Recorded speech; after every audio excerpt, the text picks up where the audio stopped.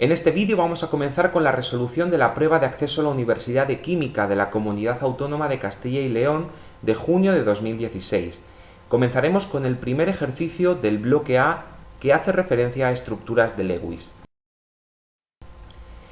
En el enunciado dice que escribamos las estructuras electrónicas de Lewis indicando el número de pares de electrones solitarios y que deduzcamos, aplicando el modelo de repulsión de pares de electrones de la capa de valencia, la geometría de las siguientes especies: el dióxido de carbono, CO2, el trifluoruro de boro, BF3, el ion perclorato, ClO-, y el agua, H2O. Para determinar la estructura de Lewis del dióxido de carbono vamos a calcular en primer lugar el número de electrones disponibles. Cada átomo de carbono tiene 4 electrones en su capa de valencia y cada átomo de oxígeno 6. Como de estos aparecen 2, aportarán 12 electrones más los 4 del carbono, 16 electrones en total.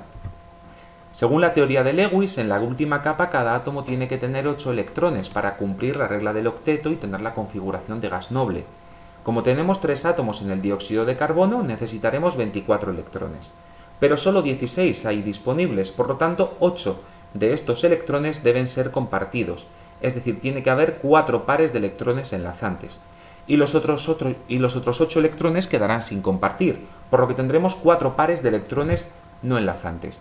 La estructura que resulta sería la siguiente: el átomo de carbono en el centro establece dobles enlaces con cada uno de los oxígenos, y estos oxígenos son los que albergan los pares de electrones no enlazantes. Esta sería otra estructura posible en la que el carbono establece un enlace sencillo con un oxígeno y un enlace triple con otro. Pero vemos que la que realmente ocurre y la que realmente existe es la primera, porque es la más probable y la más estable. ¿Por qué esta no es tan probable? Pues porque los oxígenos van a tener una carga formal que no le corresponde. El oxígeno en este caso va a tener 7 electrones a su alrededor, es decir, uno más del que tenía inicialmente. Pero este otro oxígeno tiene 5 electrones a su alrededor. Eso significa que este oxígeno tiene un electrón menos, una carga formal positiva, algo que no cuadra muy bien debido a la elevada electronegatividad del propio oxígeno. Por lo tanto, esta estructura sería poco estable y poco probable.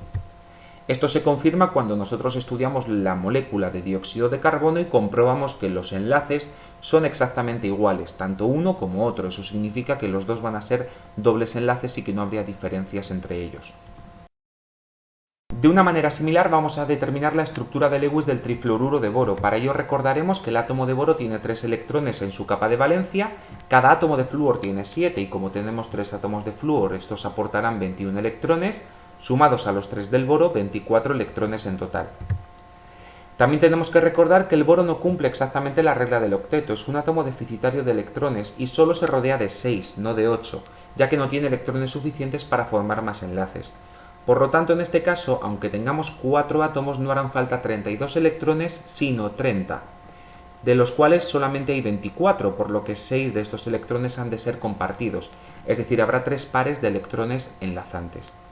Como tenemos 6 electrones compartidos, los otros 18 estarán sin compartir, por lo que habrá 9 pares de electrones no enlazantes. En la estructura el boro aparece en posición central. Los 3 pares de electrones indican que hay 3 enlaces que se establecen entre el boro y cada uno de los átomos de flúor, que son los que van a coger los 9 pares de electrones no enlazantes, 3 pares de electrones cada uno. Para evitar las repulsiones electrostáticas al máximo, estos se hallarán lo más separados posibles, es decir, tendrán una geometría triangular y los ángulos de enlace serán de 120 grados. Algo que también se puede apreciar si vemos su geometría en perspectiva o su estructura en perspectiva, como en esta imagen. Esta estructura también se explica teniendo en cuenta la hibridación de los orbitales del átomo de boro y la disposición espacial que estos adquieren, siempre con ángulos de 120 grados. En el caso de la estructura de Lewis del ion perclorato debemos tener en cuenta que el átomo de cloro aporta 7 electrones, los 4 átomos de oxígeno aportan 24 y además hay que añadir una carga negativa adicional, pues estamos hablando de una especie aniónica que tiene un electrón más, por lo que habrá en total 32 electrones. Teniendo en cuenta la teoría de Lewis, los 5 átomos necesitarán 40 electrones. Como solo hay 32, 8 electrones estarán compartidos, es decir, habrá 4 pares de electrones enlazantes, o lo que es lo mismo, habrá 4 enlaces, y 24 electrones estarán sin compartir, es decir, 12 pares de electrones serán no enlazantes. La estructura posible sería esta: el cloro en posición central estableciendo 4 enlaces con los 4 oxígenos. Cada oxígeno tendrá 3 pares de electrones no enlazantes, para que en total haya 12 pares de electrones no enlazantes. La carga neta es negativa. Veamos por qué si atendemos a las cargas formales de cada uno de los átomos. Fijémonos en el cloro. Está rodeado de 8 electrones, pero estos 8 electrones están compartidos con 4 oxígenos, por lo tanto, a él solo le corresponden la mitad. Es decir, el cloro realmente posee 4 electrones. Como tendría que tener 7, su carga es más 3. En el caso de los oxígenos ocurre un poco lo contrario. Cada oxígeno debería tener 6 electrones, pero como está recibiendo uno más, en total tendrían cada uno de ellos carga menos 1. 4 cargas negativas y 3 cargas positivas hacen que la molécula tenga en su conjunto una carga negativa. Pero si nos fijamos en el átomo de cloro, vemos que la carga que está soportando es positiva, y más 3. Eso significa que es bastante poco probable que esta estructura exista, ya que el cloro es un átomo muy electronegativo como para soportar esa carga tan positiva. Otra opción sería esta.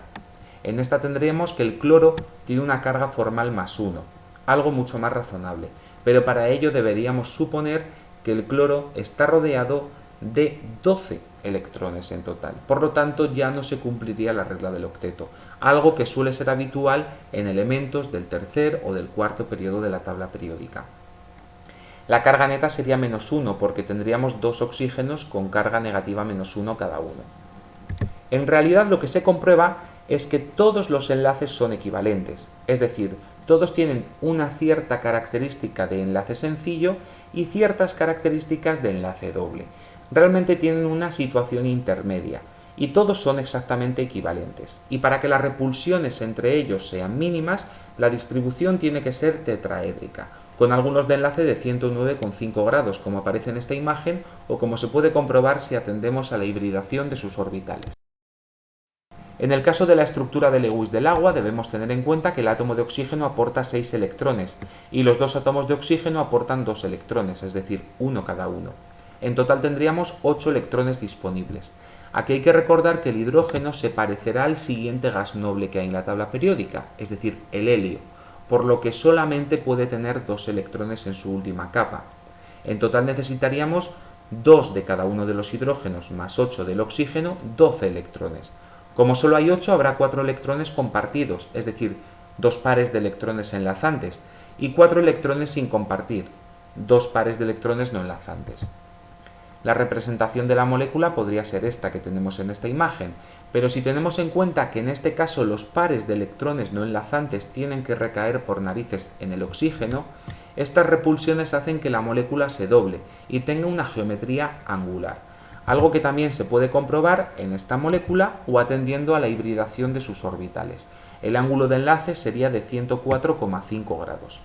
Con esto terminamos el primer ejercicio y en siguientes vídeos seguiremos resolviendo este examen de selectividad.